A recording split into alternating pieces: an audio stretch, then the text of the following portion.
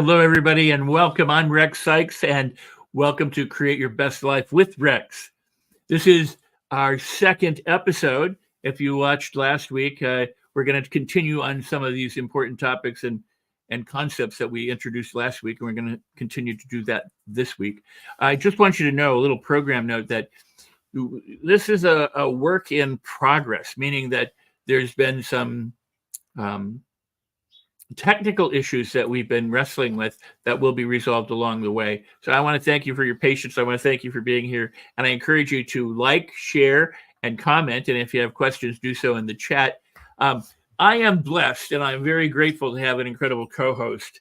This gentleman is an amazing maverick when it comes to marketing and understanding how the digital world works in terms of creating funnels and revenue and business. And so we're going to bring you the very finest of both transformational technologies, mindsets, practices, and principles that some people think are soft science, but we're also going to bring you some of the hard sciences in terms of making money, increasing your wealth and your abundance and your health and your happiness and all that sort of stuff. So I want you to help me welcome right now Mr. Danny Walsh, who should be showing up right there. Hey, how we doing? I'm great. How about you, sir? Doing good. Pleasure as always. And Rex, listening to that intro, and I'm humbled, and it's a pleasure to be working with you. Pleasure to be bringing this to the people. And yes, technology must work, right? We covered that last week. But all the technology aside, you can't beat a book. And True. I've pulled out the Amazon and ordered this book. You might recognize this guy, right? So this is your book, and it's arrived literally. The cardboard thing is discarded on the chair at the side. I couldn't wait to open this thing up. This is a piece of work. This is, clearly I know you're proud of this, but there's something that jumps out to me straight away when you do the thing, right? You open the book and you kind of like say, hey, have a quick look through. What can I glean immediately? Within 5 minutes of opening this thing, I've gleaned a lot. And I guess that's testament to you, your experience. This is not one of those like reading the day books. You might be able to, but there's a lot going on. But talk to me a little bit about this. And I don't want to hijack the show, but I think we need to get into this because this is gold. Well, thank you. I mean, and thank you for bringing it up and putting it on this second show, like just right off the top. That's wonderful. I appreciate it. I'm very proud of the book, and yeah, it comes from years of experience, both in whole brain and accelerated learning and education, and presenting material. So and presenting material in a way that people can easily apply it and then transform their lives. I mean, that is the goal. And for many years, I did not want to put out books because books. When people would come into my workshops, they sit there and they wait for themselves to hear something that I would say that they read in my book. And so they aren't necessarily present. And you want people to be present so that like a sponge, they can absorb what's going on as opposed to, trying to fit everything into the way that they already learned. But so the book is structured in a particular way. It's also like my voice whispering to you in a very conversational style. There's some conventions that seem maybe weird to some people, grammar things or boldness or underline, but they're all conventions to appeal both to the conscious and the unconscious mind of the reader, and to embed in them the both the possibility of change and the wherewithal to make that change. So, and then there's stories of people who have overcome, obstacles. There's some personal stories from me and other things, as well as the principles and practices that people, ought to be doing, to make their lives the kind of lives that they want. That's why the book is called Life on Your Terms, because you design it and you create the life that you want to live and to enjoy, and hopefully you help other people do the same. Yeah, and I think it's important, folks, just joining the second show. I've pulled out the book. We're not here to sell you the book. You should already have it on your shelf.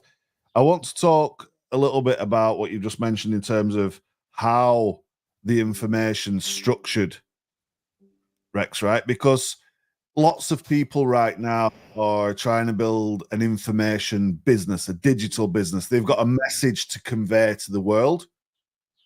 You've conveyed the messages that you wanted to share in a very particular structure and a very, is it an easy read?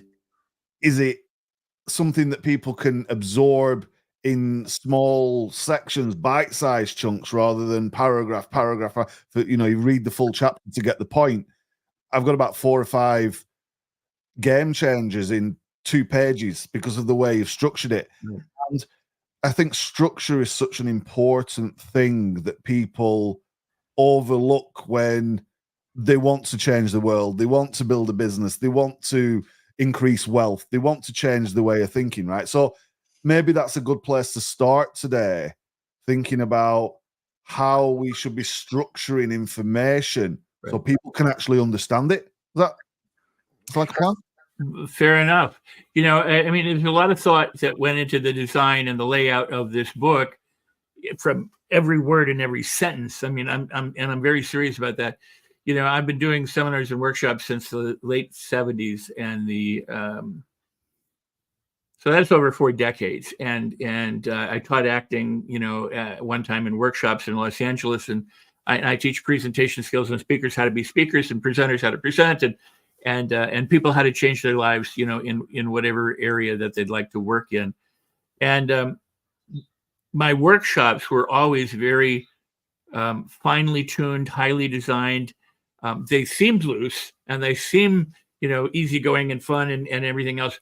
But there's a lot of thought and a lot of care that goes into how the material is presented, when it's presented, and how to get people to, for example, in my workshops, typically within the first 2 or 3 days, and the workshops would be 14 days, a couple of weeks long, 3 weeks something, I would present all of the material. I would pre-expose people to the concepts so that they have a sense of what's coming, but they don't know exactly what's coming. It's like a mystery, and then everything unfolds. It's really a discovery process. So the book is laid out similarly to that. There's what we call peripheral learning in workshops where, let me back in the 70s and 80s, people made fun of me. I mean, they actually criticized me. They said, you're having too much fun in your programs. People are enjoying it too much. You're not taking it seriously. They're singing and dancing. You're doing these crazy movements called contralateral movements. You got all these weird posters and things and stuff all around the room, and you're playing music and, meditating. And I was like, yeah. And what happened is that now a lot of people are doing that. Then, I was one of the pioneers with the arrows in the back. And now a lot of people are doing the very things that, I did, 40 years ago,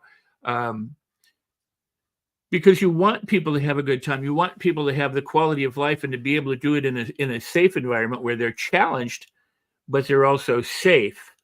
And by challenged, I mean stretched.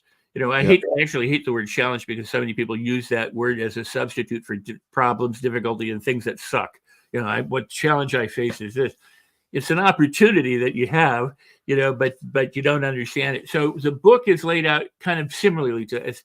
You can dive in anywhere you want. You don't have to read it from cover to cover. I encourage you to read it from cover to cover. I encourage you to study it, make a study of it in the same way you would make a study of Think and Grow Rich or any other book. But so that but it's in bite-sized chunks, and that's another thing. There's what's called the latency and regency effect. And what that means is typically the first and last things are remembered and stuff in the middle falls apart. So I've structured the book so everything is kind of very small pieces where it starts and ends in that piece and then goes on to the next piece, So it's easily digestible and rapidly assimilatable, and then readily applicable if you're going to do it. So you don't have to get through the whole paragraph really, or through the whole book in order to understand what it's about. There's no audio book yet. Somebody asked, and that is something I have been wanting to do. So Tara does a lot of driving, right? So Tara's always up and down driving through the canyons, and the audio book is definitely a method of conveying that information. But I want to kind of just come back a little bit, because the way you've structured this with everything in mind means that the message goes in and people can actually use that. And we were speaking off camera before we came on about, a book on a shelf. Right. What is that worth, right? Unless you apply the information. And I know there's like straight away you could open this and there's a piece of information that you can take, you can absorb, and you can apply. So how can people take that one fragment now and translate that if they're making a course or they're writing a book or they're putting together some information that they need to convey? What are some of the tips and things we could perhaps share with folks watching right now about how they could do the same? Well, be brief, be to the point, right for a fourth grader. I mean, in other words, don't get so caught up in your prose that the message is lost. And then deliver it with the value. What are the steps that you want them to do? And then tell them to do that. I think what makes my book so successful is I didn't write it for me. I wrote it with the person reading it in mind. What would they be going through? How would they change their life? What did they need to see, hear, feel, speak, and do in order to be able to create the life that they want and live life on their terms? So that is the intent of the book, so that the reader understands. In one place I'll say, here's like 5 things you can do, or 15 or 30 things that you can do, and we create a list. In another place, there's it's simple things, and some of them you're familiar with, and some of you may not know. But just for example, if people just smiled more, just throughout their life, they just smiled more, their life would change. Because when you smile, when you really smile, you release brain chemicals for well-being and for better health. When you frown, and it's far easier to frown, although it takes more muscles, and it's easier to frown because most people do. But when you smile, you bathe yourself in neurochemicals and hormones that are good for well-being. Something else that's good is to breathe. Just helps. Take a deep breath, shrug your shoulders, rub your ears. I mean, it is simple little things. But if you would do that, or say thank you throughout the day, thank you for everything. Oh, wow, thank you. I dropped my plate of food. Thank you. What will I discover? How can this be good? And the point I'm making is, for people who are writing books, if you can break it down into those kind of simple things that people can do that get a lot of bang for their buck, a lot of return on investment, then they can easily implement it. If the thing that I hate is the people who go, here's 112 ways to change. You go, it's like having 600 channels on the television set. You only watch 4 or 5. Yeah, quite. And in NLP, of one of the fields I'm known well for, people are always in a rush to go, here's the 57th meta program. I go, if you can't use the first 4 or 5, why do you want 57 of them? So, but if you could. So there's a lot, right? And giving it the terrors in the chat again, right, for the 4th grader, and she's introducing the kids who are 17, just turned 17, to Secrets of Success and the dialogue, and some of this stuff is too deep in Tara's opinion right now. I know you've been doing this stuff since she was like 6, Rex, right? So this is like you will progress, but being able to convey your information in a way that gets people a result at the basic level has got to come before the advanced level, right? Well, if you're going to build a house, you need to build the basement and the foundation and then the first floor before you build the 3rd or 4th floor. So true. So true. And yet most people are interested in the 3rd or 4th floor, or the top of the skyscraper. To be a real success, and I repeat this many times in the book, is master the basics. Master the things that's simple. When a golfer goes out and golfs, when you see these people at the PGA or these different, things, they aren't out there doing all the trick shots and everything else. They're practicing their putting.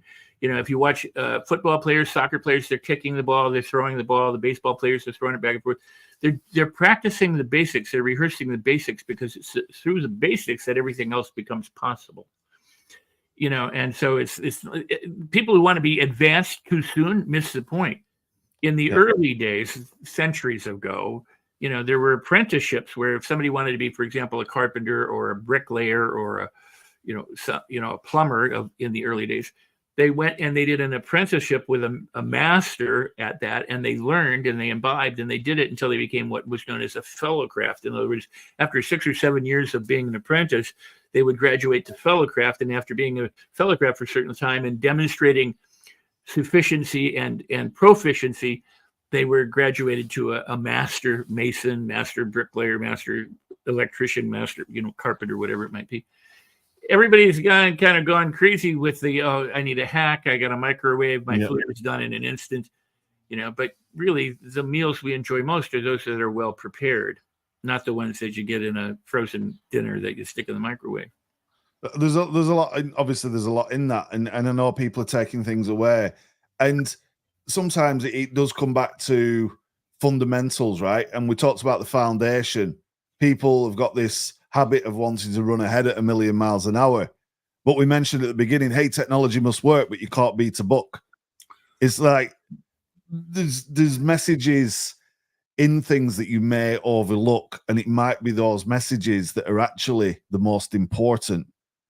That's well, one of the reasons why I'm as successful helping people as I am, and why my career has spanned all these years, is because if you understand how the brain works, to the extent that we can, because it's the brain trying to understand itself, but to the extent that we can, the easier it becomes to make changes. And if you understand that your brain has a purpose, it's to get you to survive and it's to get you to thrive.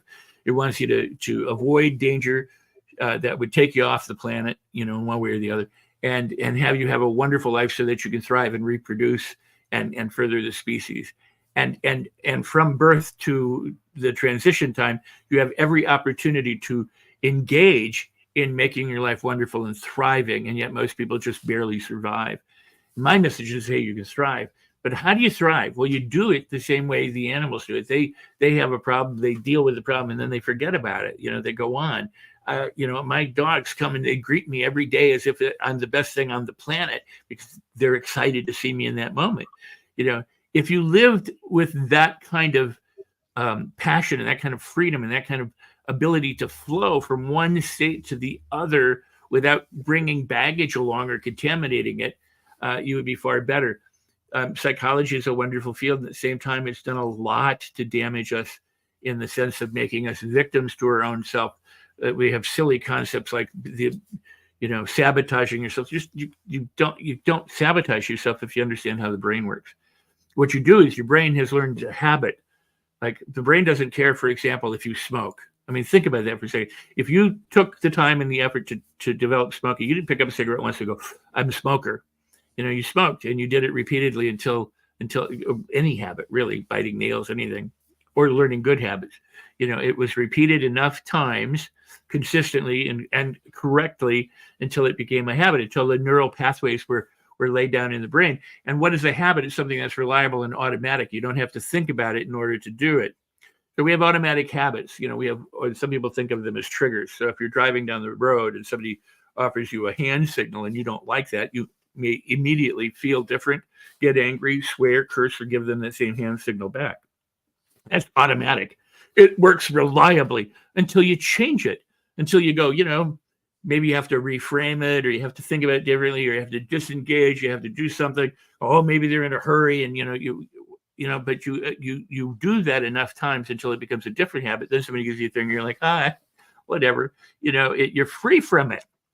So it's about laying that foundation down and doing the simple things, the easy things, the fun things that get you the most return on your investment. So smiling, what I said earlier, if you just smiled more throughout the day, you would feel better throughout the day. People go, well, I'm facing all these problems. But when they do that, look at it, I'm facing all these problems. They screw up their face and they get concerned and their body posture does the thing. And then they release the chemicals for distress or stress, disease, disorder, and that doesn't help you solve problems, because when you're stressed, your physiology, what happens in the body is that your neurology actually constricts, your peripheral vision constricts, you get in the fight or flight system when you're out in the jungle and something scared you or was going to eat you so that you had to flee, fight, or run. Your peripheral vision shuts down, because your focal point is where can I go? So you pick that thing and you run toward it. Your cerebral cortex shuts down. You don't need to think, you just need to act. So that reptilian part of the body takes over. So you just fight or flee. The blood that you have in your heart, it leaves the brain and the torso and goes to the extremity so that you can run or you can punch. So there's stuff that's going on in your body when you're stressed. Now we live 24/7 in boxes and in workplaces and everything, and keep a certain amount of chronic stress, or somebody looks at you wrong, they go, or they say something in a tone of voice that you don't like, and we go, and we got to learn to let that go. We had to learn to be free of that and cultivate habits of well-being. So smiling is one of the best things you can do. Saying thank you and being grateful is one of the best and easiest things that you can do to make your life just so much better. And it seems weird at first, but I teach juggling in my workshops, not so people can become master jugglers, but because most people don't think they can. Yeah. So they get a couple of balls. And one of the first things you need to know when you're beginning juggling is you're going to drop balls. Well, it just goes without saying. Even master jugglers drop balls. So you get over the fact that you're going to drop balls. And I always recommend getting those square balls instead of the round balls. Then you don't have to chase them unless you want the extra exercise. But as you begin to juggle, what happens is you find out what your conversation is. You go, oh, I suck. Oh, this is terrible. I'll never get this. All that. None of that helps you juggle. That's the stuff that impedes juggling. If you said, oh, I love this. This is great. Oh, I dropped the ball. Cool. This is wonderful. This is good. Ultimately, you would learn to juggle faster and easier. But know this, you're not going to be a master juggler the first day. You're going to juggle. And the more you juggle, the easier it gets. The easier it gets, the more fun it gets. The more fun it gets, the easier it gets. Until pretty soon you're juggling. And you're juggling well. And then you can take it further. So you build the foundation, you master the basics, or you focus on the basics, until, you develop the automatic and reliable habits that get you moving forward in your life the way you want to be going.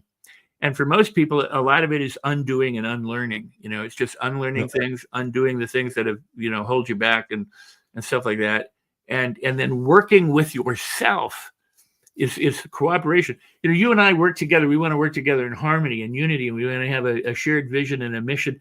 Same thing people need to do for themselves is to work together in harmony and not create this, ruption between their head and their heart and their gut and all that kind of stuff. And they'll be that much better. I went on for a long time, so. I want to grab people's thoughts on this, and we've got some mastering basics is everything in the chat. Catherine's lighting us up with the stars and the hearts.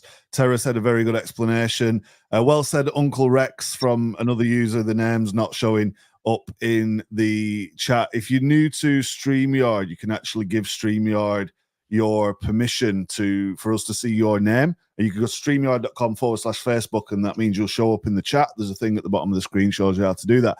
But let us know in those comments, have you faced a situation where you've entered that fight or flight mode? You have focused on getting out of there quick. You have maybe let a few things slip in terms of what you should be thinking about, and you've instincts have kicked in. What does that feel like? Maybe you want to share some of that with us. Is Rex right on the money, or do you have a different opinion? Let us know in the comments and have a bit of dialogue going, because this is as much your show as Rex's show and our show, right? So if you guys can get involved with that and get involved with the discussion, has this been helpful? Because it's always been clear to me, Rex, that as humans, we really do resist change, right? And we've talked about change. You've mentioned change 3 or 4 times. And whether the book's trying to get you to change, or the program's trying to get you to change, or there's somebody on a stage trying to get you to change, right? All of this stuff, people trying to do things to you to make you do different things, you resist that. And it's a similar mechanism that goes on in the brain, right? It's like we're hardwired, not just from birth, but for like forever, right? Evolution is a slow process. And people are hardwired to flee danger and resist change, right? So say, hey, tomorrow you're going to leave your home and you're going to emigrate. That's not a nice instant feeling that you've got to do that tomorrow, right? And you're like, oh no, everything's going to change. You resist it straight away. You try and find a way to stop that. Am I wrong? Am I right? But sometimes you need to change. You know you need to change, but you're still resistant. I don't know what your thoughts are on that, Rex, and people in the chat, but a game we used to play would say, hey, face each other, two people in a group, make a subtle change to your appearance. Turn away from each other, make a subtle change to your appearance. And you'd do that 3 times, and people would have 3 changes. And then you'd be quiet, and people would go and sit down and put everything straight back. And the point is, as soon as I stop talking and asking you to make these changes, you go and put everything back, right? You go back, your hat's back on, your shoes are back on, you took the pen from behind your ear. And that just illustrates that as soon as that dialogue ends saying, hey, this is a good idea, let's change, let's go this way, people go back to whence they came. And we've got to try and control that if we want to be successful in life, in business, in a career. What's your thoughts on that resistance? And folks in the chat sort of get involved as well. Well, I don't call it resistance, first off, but I will acknowledge that term and the use of it. In other words, the brain's job is to keep you consistent. Mm-hmm. And it loves learning, and it loves changing. It loves opportunity and puzzles and mysteries and adventure and all that sort of stuff. But it also wants you to stay pretty much the way you are, which is the way you learned in the first 7 or 8 years of your life. From 0 to 2, you're mostly asleep and you're in delta, and from 2 to 5 or 6, 7, you're in theta, and then you jump into alpha. Or alpha is, you close your eyes, you go into alpha, but then you pretty much your brainwaves develop in beta. So the first about 2 years of your life, you're asleep as a baby. You sleep more than anything else. And you're a sponge from 0 to 4, 5, 6, 7 years old. That's why Aristotle said, show me the 6 or 7-year-old and I'll show you the adult, because our personality is wired by that time. So it's wired, and it used to be thought that it was immutable. It was unchangeable, that the brain was like a jar, and once it was filled, there was nothing you could do about it. We understand it differently today. It's more like, the computer metaphors are all great and wonderful. It's more like a jungle. It's like a living, thriving thing that, flourishes or withers depending on how it's used. If you deprive it, it's going to wither. If you nourish it, it's going to thrive. So what happens for us is we learn certain habits of thought and of feeling and of speaking, of the words that we choose, and of being, and our brain seeks to keep us the same. Once you learn how to open a door, almost all doors you recognize and can open. I mean, some of them are tricky, right? You learn to sit down on a chair or a couch or a sofa or a divan or whatever you want to call it, and those classes or those categories of things to sit on. You don't have to learn how to reopen a door or how to sit on things. Where it becomes problematic is when you get into a new car and everything is different. The Prius doesn't start the way the old car does. Sometimes the key was in the ignition, on the steering column. Other times it's in the panel. The gas tank is on one side or the other side. You don't know, and so suddenly you get in there and you're like, well, I don't know. Or you're driving and you suddenly realize, oh my God, I didn't adjust the mirrors. I don't know where this is. I don't know how to do the radio. Well, the brain actually likes that because it's a challenge, it's a mystery, and you can figure it out. But the point is that the human doesn't necessarily like it. They're going, this is troublesome. So what we call resistance is really staying within a parameter, a fairly fixed parameter of what's comfortable for us. We call it a comfort zone, and we don't want to leave our comfort zone. So if we don't want to leave our comfort zone, the only thing that's going to get us to leave our comfort zone is what? Hardship, difficulty, problems, things that suck, things that you want to move away from, things that you hate, things that you don't like. So the world gives you all these opportunities to change. And what do? We go, I don't want that. I don't want that. Get away. Because we resist the very things that will change us. So instead of looking at like, oh my God, this hardship is here, it's an opportunity for me to be different, to find resources and possibilities and opportunities and to excel and grow and leave my comfort zone and transform my life, we go, I want to remove the problem so I don't feel any discomfort.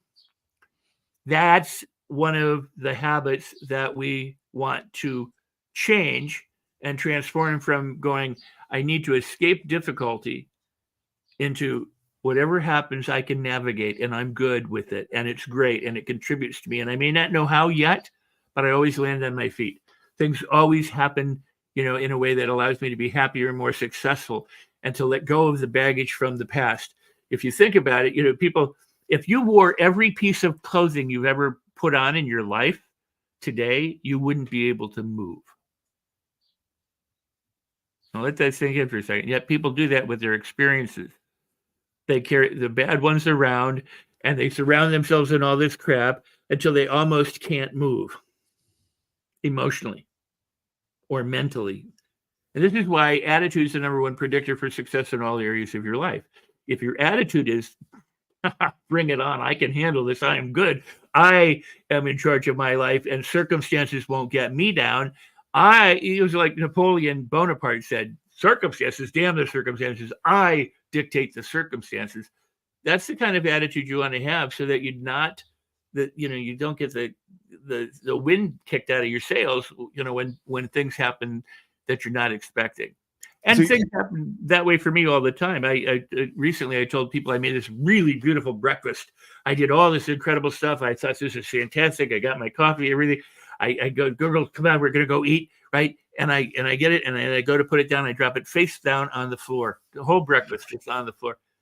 And I look at it for a moment. And I go, okay, I guess I'm eating something else. I mean, was I disappointed? Of course I was. I could have made it again. It wasn't what I had expected to happen, but okay. It's an opportunity to do something different. Why did it happen? I don't know, and I don't care. But, there's so much good stuff, right? And Tara is resisting reading. She wants the audio, but she's going to break the cycle and go and get the book. The link is under Rex. And literally, this is like good stuff. I want to encourage this. There's two things that happen. One is listening is a good way to learn, and one is reading is a good way to learn. Both are important. So yes, read it. And I always encourage people to get the hardcover or the soft cover. I mean, it's something that you hold in your hands because there's a kinesthetic component to it. You read it, you can highlight it, you can write on it, you pick it up, you can smell it. It's something real. Kindles are fine, but they're not the same. Yep.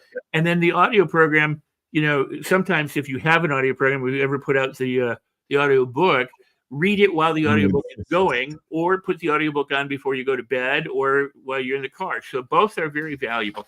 By the way, we can put these. I don't know if we should be able to put the comments up. Yeah, we've got comments and the appearing on the screen.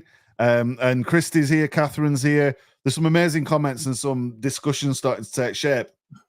We're talking about navigating through hardship.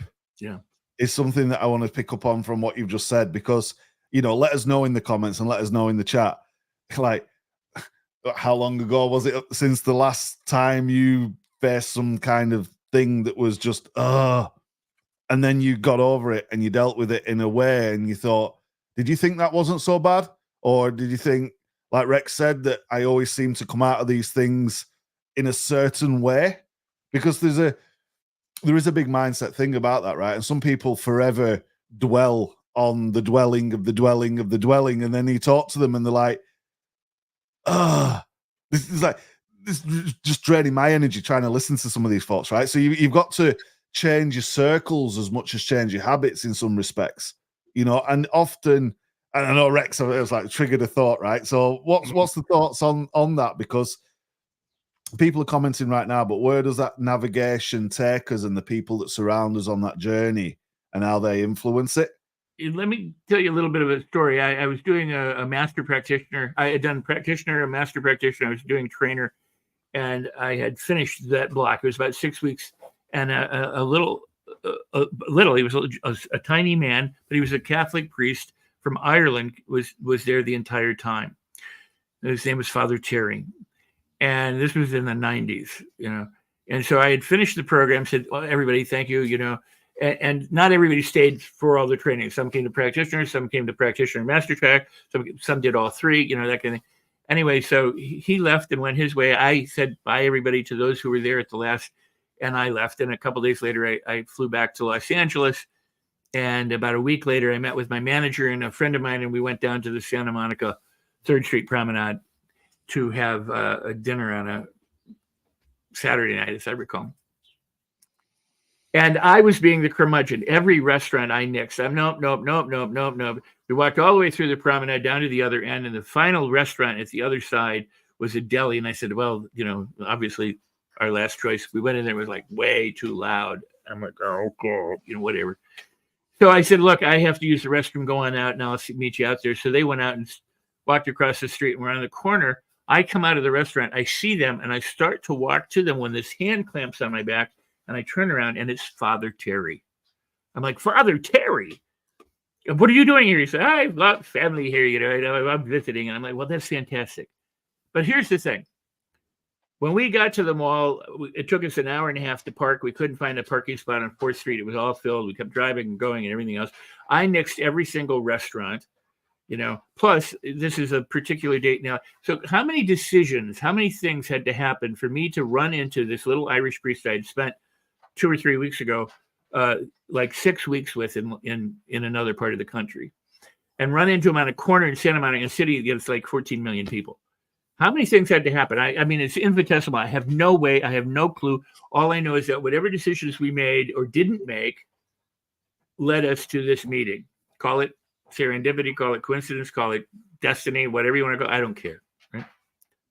So I look back on my life and I go, everything that's ever happened to me, good, bad, right, wrong, or otherwise, has led me to where I am today. You can't, as Steve Jobs said, you can't connect the dots looking forward, but you can connect the dots looking backward. Everything that while I was going through it, I at the time may have resisted or hated or didn't like or didn't want or didn't enjoy or would prefer to have been otherwise, thought would never end or all that, because it actually has brought me to here I am today.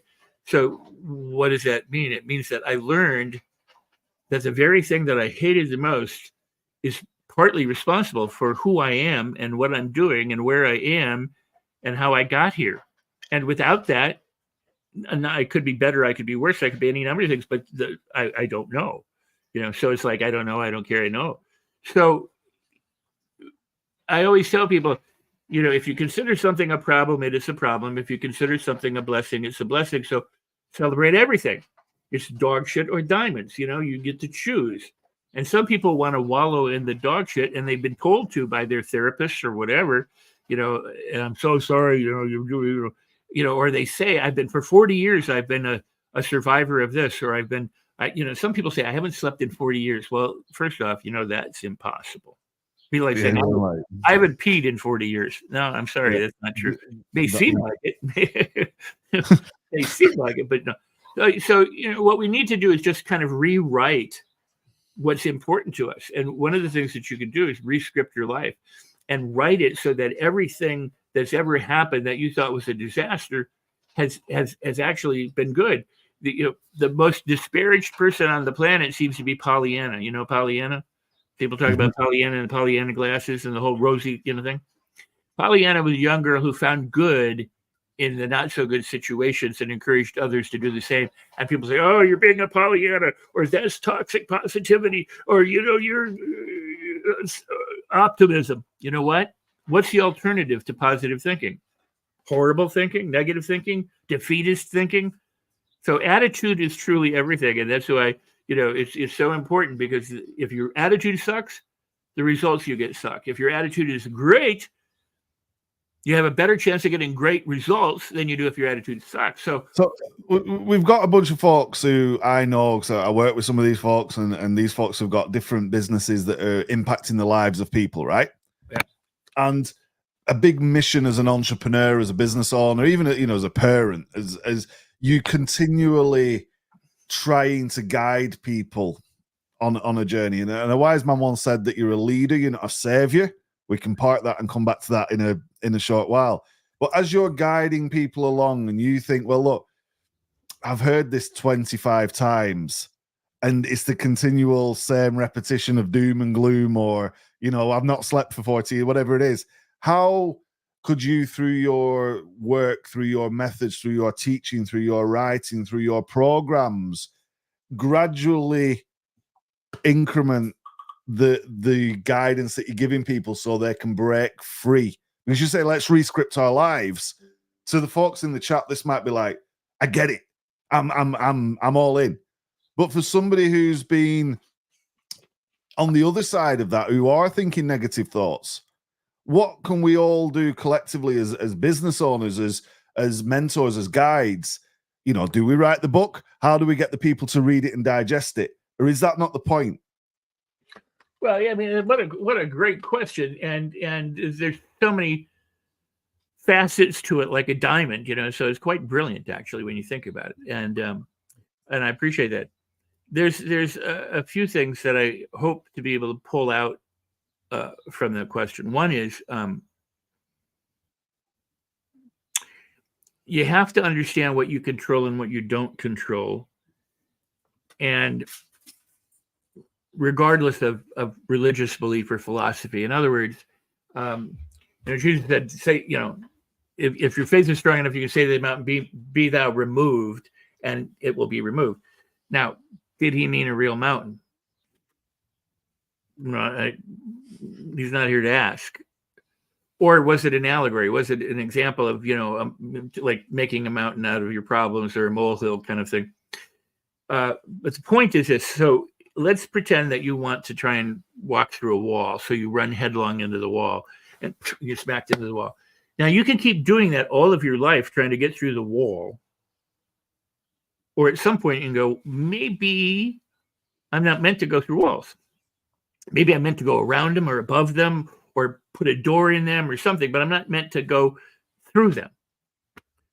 It's not being a defeated person that's kind of like getting smart at some point.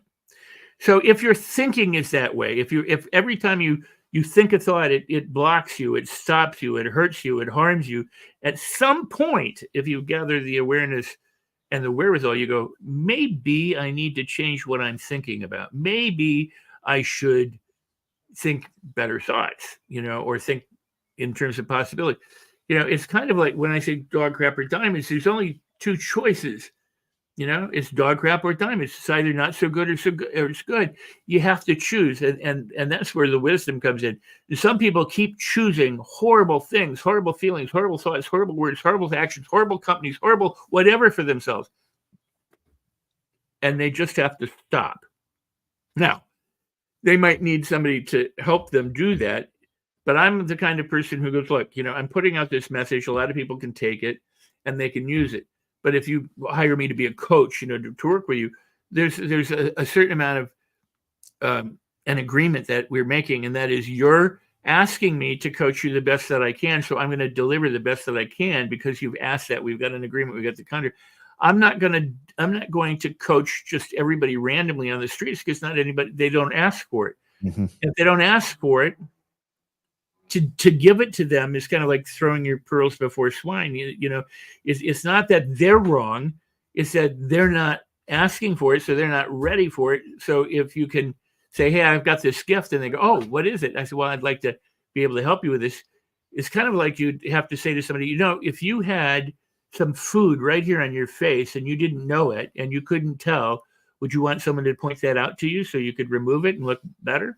And if they went, yeah. I go, well, would you mind if I share something with you right now about things that I've noticed that you might not be aware of? And if they go, yeah, or if they go, no, then okay. So, what I'm saying is to be respectful of people for where they're at. One of my favorite ways of thinking is that everybody wakes up, but at different times. So if you're in England and I'm sleeping and you're awake, am I bad for sleeping? And I would venture to say no, because you're just sleeping. And there's somebody who's sleeping in California and they're behind where I'm at right now. So one day they'll wake up, or at a certain time. So we all wake up to what we need to wake up to when we're ready to wake up. And that can be hastened by what people are exposed to or what they run into or the people they hang around with, are doing a workshop or a program or reading a book or whatever. But you can't push a rope. You can't force something, and you shouldn't. I think we've hit on this on a few conversations that you can't push the rope, right? Right. And I think it comes back, I said it earlier, that you're a leader, you're not a savior. And to go out there and attempt to solve people's problems because you want to isn't the same as solving people's problems because they want you to, right? Well, or that because they want to. I mean, in other words, it's like I had this conversation the other day, actually, on a show that I was a guest on. as a parent, we often tell our children what they should or shouldn't do, and they have no say in it. You're going to bed now, and that's the way it's going to be. Or you're going to get up now, and you're going to go to school. They don't have a say in it. Well, but that's, and I get it. That's parent. I've done it. I mean, we're parent, but most people don't respond well to that sort of thing. Mm-hmm. And so it's like, if somebody comes to you and says, "Hey, can you help me change?" I'm like, "Yeah, sure, that would be great too." If somebody says, "I don't want to change," I go, "Okay." I mean, I'm not here to make people do things they don't want to do. That's not my purpose. My purpose is hopefully to inspire people that they want to change. And if they get that message, there's a Bible saying, "He who has ears hears, and he who has eyes sees." But not everybody who hears, and not everybody who sees, the message when it's there. So I'm not here to force people to do things. There's a misnomer in the world, and that is that motivation comes from the outside. Now, in certain circumstances, like if you're in the military, or you're in prison, or certain circumstances, people can force you to do things because you have no control over your environment or your body. You're incarcerated. You're in somebody else's hand. But for the most part, you're a free agent moving through the world, and the only limitations that we have are the ones that exist here. What we think we can and can't do, and of course, there are the laws of the land. So keep them. But the point is that you want to understand that motivation isn't something that happens to you. Like people go, "Well, I'm waiting to be motivated," or "I'm going to go see a motivational speaker." I mean, Muhammad Ali, and I write about him in the book, said, "I hated training all of the time. I didn't want to go run behind a car. I didn't want to go do all that stuff." He said, "But in order for me to be the champion that I was destined to become, I knew that I had to train. And so even if I didn't feel like training, I got up and went out and trained anyway." Why? Because his purpose, his goal, his intention to be the world's greatest boxer was greater than his desire to stay on the couch and eat donuts or watch television. The motivation comes from within, and you either want to do something or you don't. And you can make that argument. I don't like to assign that to people. I don't like to put my judgment or my labels on people and go, "Well, they're not ready to change, or they're resisting change, or we shouldn't enter into it. When they're ready, they will do it. They will come to it on their own, and at that time, they will either ask for help or they won't. So I'm very permissive in that regard.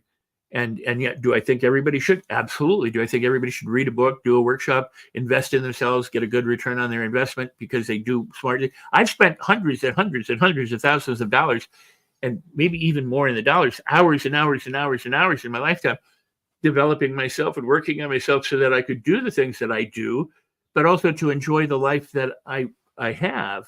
Because there was a time when I didn't enjoy it, and I was living it and going through the same motions. I just didn't enjoy it. Now I don't do things that are that much different from back then, but I have an immense different response to different kind of life regarding that. It's obviously there's all the insight and there's the experience and that's shining through. We've got business owners out there and people trying to make a difference in people's lives. That it gives you a shift because you've got to focus on the people who are ready, right? The people who've got up, they're ready to go, and they're giving signs and showing that they want to receive what it is that you're offering. And I'm thinking of this with a marketing mind, and I'm thinking this with the parenting mind. I'm thinking of this with just a fresh mind in some respects. And it'd be great to know what folks in the chat are thinking right now after we've gone through this dialogue, gone through this discussion. Because once again, Rex, so much insight, so much powerful dialogue has come out in this show. We literally unwrapped the script from the last show and we did some marvelous AI wizardry, and it turned it into a book. Literally, like there's books worth of content that can change people's lives, that can happen in a discussion like this. And I'd really like to know what folks think and comments and questions, anything like that in the chat right now, because we're 50 minutes in and we could talk for a long time, and we want to try and get some structure and guide people along the journey. It's clear where the skills lie and where the motivation for us lies, and we really want to make a difference. But I also know that we really are making a difference, and we're doing that by following certain guidance, certain paths that we know will always lead to that. And I often wonder, are businesses out there with the best intentions, but they potentially are on the wrong path? And I don't know what your thoughts are around that, but let's see what people come with in the comments as well. Here's the thing. If let's say you wanted to drive from one town to the other town, and halfway you got there, you realized you're going in the wrong direction, what would you do? Well, probably keep going blindly into the because you could keep going all the way around the world and come at it from the other side. It'd take longer, and you'd exert more energy and effort. Or you could stop and turn around. If you make a mistake, if you're not doing it properly, you can make a correction. I may have talked about this in the last show. And by the way, the show is going to be different. We're going to have guests. We're going to have giveaways. We're going to have goodies. We're going to have all sorts of stuff. Danny's going to co-host. I'm going to co-host. We're going to have all sorts of stuff. And also, if you go to rexsikes.com/book and you get the book from Amazon right now, you also get a $497 training on mastery, which is what we've been talking about, of your mindset, your heart set, your word set, and your action set, so that you can be more aligned and congruent, and how to accelerate that learning process. So, and if you go and get the details from that web address, I will gift you that training. So that's part of what I offer with the book. But you got to get the book from Amazon in order to qualify for that. Now, yes. That said, I talked about the Wright brothers, and the Wright brothers were trying to make a heavier than aircraft, and they spent a lot of time, failing. Napoleon Hill, or as we understand it, would be called temporary defeat. But they were failing, and they were being criticized by their own family, their fathers, like, you guys are idiots, give it up. The press thought they were stupid. Everybody thought they were idiots to even bother to try and do this, because if God wanted you to fly, we'd have wings, right? So they kept doing their thing, and whenever they would fail, when it didn't work out, they could say, well, I'm throwing in the towel, or I'm stupid, I don't know enough, we're never going to do this, and they could get into that kind of mindset. But what they did is they made corrections. They were bike manufacturers, they were bicycle guys. They didn't know anything about flying.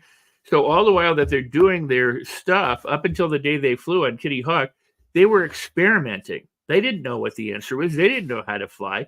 In fact, they didn't know how to fly until after they flew. But once they flew, they could tweak it. They could improve on it. They could make it better. But all the other while, they were just hoping and wanting and intending and doing it and doing it and doing it, in spite of all of the stuff that didn't work. They were consistent and they persisted, but they were also flexible and to adjust and to take the feedback that was available to. And that's the very same thing we can do in our everyday lives, our businesses.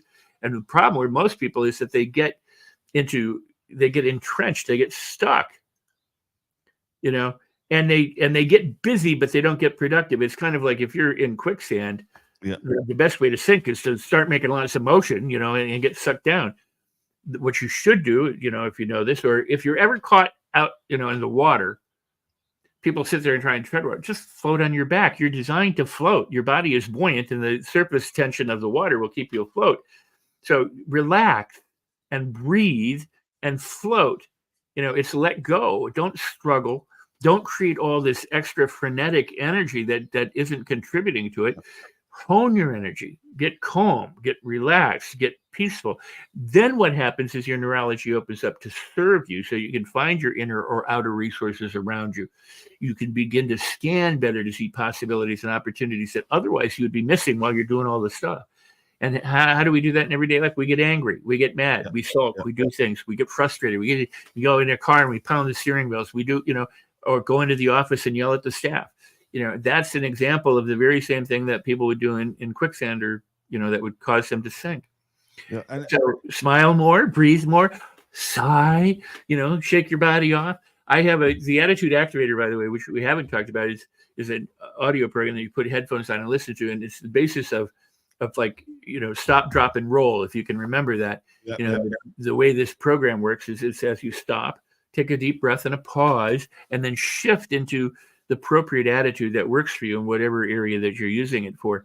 But that's the key. You have to stop perpetuating the problem You have to stop perpetuating the old habit. You have to stop perpetuating the things that you don't want, and pause.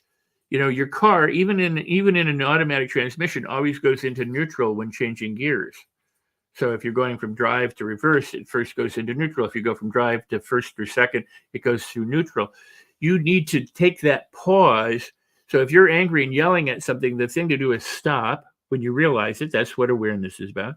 Pause, take a deep breath, shake it off, do whatever you have, smile, dance, jump, go in the closet, scream, yell, hey, I can do this, but take that pause and then shift into, I got this, I can do this. This is great. I love you, whatever. Because until you do that, you have all the momentum from the problem pushing you toward more of the problem. But if you stop it, cut it off, and then create the gap where it can't get, when there's a fire in the woods, they have what's called a backburn. Fire's coming to you this way. So what do? They set a fire here and burn it like that. And then they put all that out. So as the fire gets to you, what happens is it hits that backburned area and it stops because there's nothing to catch fire on. And then over here is the rest of the stuff. So you have to create that gap between your problem and the solutions so that you don't stay in the problem. Then you can find the solutions because you're in that area of neutral, and you can look and you can scan and you can find things without being prejudiced by the issues or the problems that had been hampering you. It's really simple, and yet it is one of those things like juggling. Juggling is really just repetitive movements. It's hard, but not if you don't think it's hard. If you really love it, you're going to master it faster than if you think it's really hard. But the point I'm making is it's just simple movements, but you have to master those movements. And then it's like magic. You're doing a ball or two, and then you do 3, and then you do 4, and then you do 5, and the next thing you know, you're sitting on a tightrope, balancing on a chair on one leg while you're eating, a sandwich and throwing a ball and a bowling ball and a buzzsaw chainsaw. So on next week's show, Rex will be on the tightrope with the buzzsaw and the sandwich with 3 square things juggling, doing something like that. I think everything we've shared and everything we've covered has kind of brought people around on a journey of thought and realization. I'm wondering how many people in the chat right now, because there's people who've stuck around all the way through this, have actually had some realizations that are actually helping them move forward in life and business and work and all the rest of it right now. Because I certainly have, and I know that every time we get into this, we get into the questions, we get into potential solutions. Just like we said at the beginning, though, if the book's on the shelf, you don't apply that, it means nothing. So I'd love to know what people have taken away from this, what they're going to apply. Of course, any recommendations for a book? Well, there's a recommendation for a book. We'll come back to the book. But like Rex said, we've got guests, we've got goodies, we've got giveaways, we've got some technical stuff, and really to try and connect your vision, your mission with the people you want to serve, whether that's your employees, your family, your kids, yourself. Life always seems to be better when you're doing things that bring around good and bring about change in others, whether you think you're doing that or you're not. I think most folks in the chat right now are having a big impact on the people that they're serving. That's commendable, and I'd love to know what you take away from this, what you'd like to see, and we're going to keep delivering this stuff for as long as possible. Absolutely. Well, and we're all in it together. We're on a rock circling the sun, so we're in it together. And what I encourage people to do is, whether it's in replay or live, to comment or ask questions. And we'll go through. We have a group dedicated to the show on Facebook that people could join. Create Your Best Life with Rex on Facebook. But we're on YouTube and LinkedIn and on Twitter. I mean, wherever. But we're going to try and consolidate everything and have community that everybody can enjoy. So whether it's live or otherwise, go ahead and comment.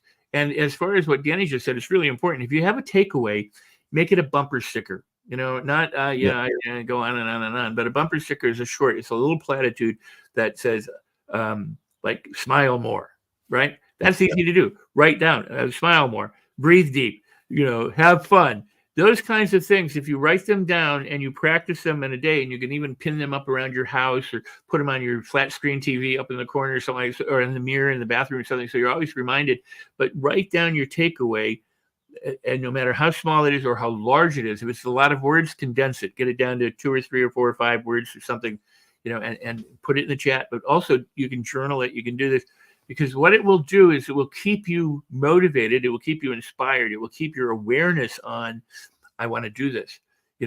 Back in the day, we used to sell a product that was a timer, and it was developed by a doctor to remind people to take their meds. And you could program it for every minute, every 2 minutes, every 3 minutes, every hour, every 12 hours, whatever it was for what your needs were. So I did it. I got it. And we sold it because I found this device, and I talked to the doctor. I was like, this is brilliant. But I put it so that I started with about every 10 minutes. I got down to about every 5 minutes. I went down to every 3 minutes, and then it was a little bit too much. And it also vibrated. So it wasn't like a bell going off. It would vibrate. You could wear it on your belt. And the point is that about every 3 minutes to 5 minutes, I would ask myself a positive directed question, which I talk about in the book, not in detail, but my directed questions is all in my programs, or affirmations.